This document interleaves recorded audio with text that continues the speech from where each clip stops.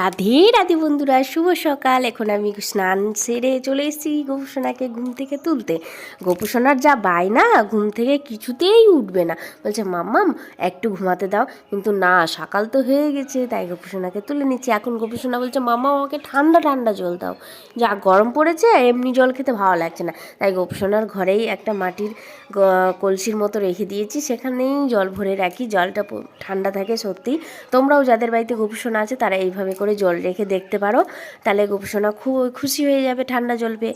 এখন আমি চলে এসেছি ফুল ভাঙতে, কেননা ফুল তো তুলতে লাগবেই, পুজো করব তাই।